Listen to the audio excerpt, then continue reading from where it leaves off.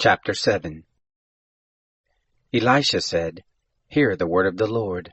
Thus says the Lord, Tomorrow about this time a measure of fine flour shall be sold for a shekel, and 2 measures of barley for a shekel in the gate of Samaria.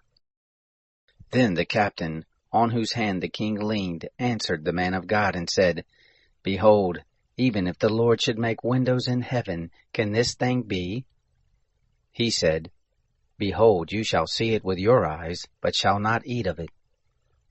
Now there were 4 leprous men at the entrance of the gate, and they said to one another, Why do we sit here until we die?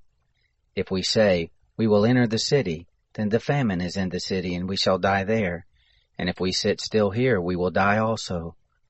Now therefore, come, let us go to the host of the Syrians, and if they save us alive, we shall live, and if they kill us, we shall but die.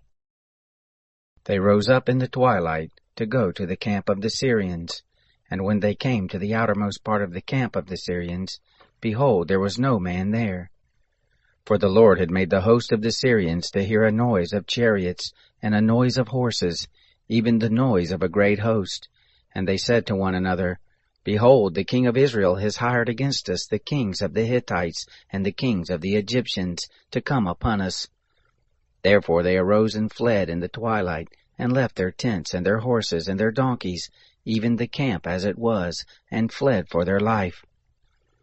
When these lepers came to the outermost part of the camp, they went into one tent, and ate and drank, and carried away silver and gold and clothing, and went and hid it. And they came back, and entered into another tent, and carried away from there also, and went and hid it. Then they said to one another, We aren't doing the right thing. This is a day of good news, and we hold our peace. If we wait until the morning light, punishment will overtake us. Now let's go and tell the king's household. So they came and called to the porter of the city, and they told them, saying, We came to the camp of the Syrians, and there was no man there, neither voice of man, but the horses tied and the donkeys tied, and the tents as they were. He called the porters, and they told it to the king's household inside. The king arose in the night and said to his servants, I will now show you what the Syrians have done to us. They know that we are hungry.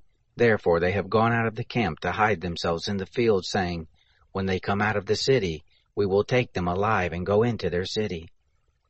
One of his servants answered, Please let's take 5 of the horses that remain which are left in the city. Behold, they are as the multitude of Israel who are left in it, and they are as the multitude of Israel who are consumed. And let us send and see. They took therefore 2 chariots with horses, and the king sent after the host of the Syrians, saying, Go and see. They went after them to the Jordan, and all the way was full of garments and vessels, which the Syrians had cast away in their haste. The messengers returned and told the king. The people went out and plundered the camp of the Syrians. So a measure of fine flour was sold for a shekel, and 2 measures of barley for a shekel, according to the word of the Lord. The king appointed the captain on whose hand he leaned to have the charge of the gate, and the people trod on him in the gate, and he died as the man of God had said, who spoke when the king came down to him.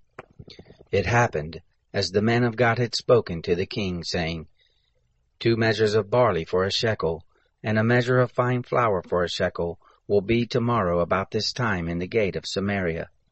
And that captain answered the man of God and said, If the Lord should make windows in heaven, how can such a thing be?